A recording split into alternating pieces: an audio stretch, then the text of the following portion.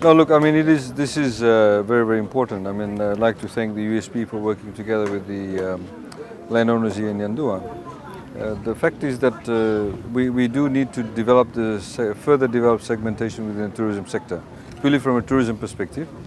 Modern day tourism, as we've said previously, is not just about the hotels, the sunset and the beach. There's of course another aspect to it, which is, the MICE market, which is meeting incentives, conventions, exhibitions. But ecotourism is also something that we need to promote. Unfortunately, in Fiji, ecotourism does not necessarily have a very good reputation. We've had ecotourism has always been linked to cheaper accommodation, and some of them have failed. There were some grants that were allocated some years back, and as we found out subsequently that through the audit, those funds weren't dispersed properly. Some of the projects, a number of those projects had failed. So ecotourism also has the other aspect to it, which is linking tourism with historical preservation, not just of architecture, etc., but also, in fact, historical sites, such as the one here today, where we are able to create tourism for those people who are interested in archaeology, in history, in geography, and of course in our past, and also letting them know more about our own country. That ties in very well with developing that segmentation.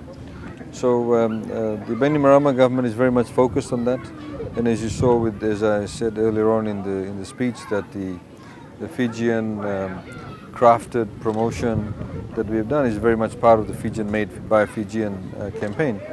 But it has a particular significance because we are in fact trying to promote Fijian-made handicraft, where there are traditional art and skill sets that have been passed down. Some of it is dying, but to give it that impetus and to advocate the usage of indigenous material, whether it's clay, whether it's shells, but something that is peculiar and particular to Fiji. So part of this Volivoli cave obviously is very much a part of that, that focus that we have in trying to develop that segmentation within the tourism industry. And one of the things I forgot to also mention in the speech was that Levuka's listing as part of the UNESCO listing is again a further impetus to that, again preserving our history. That of course is a different aspect of it.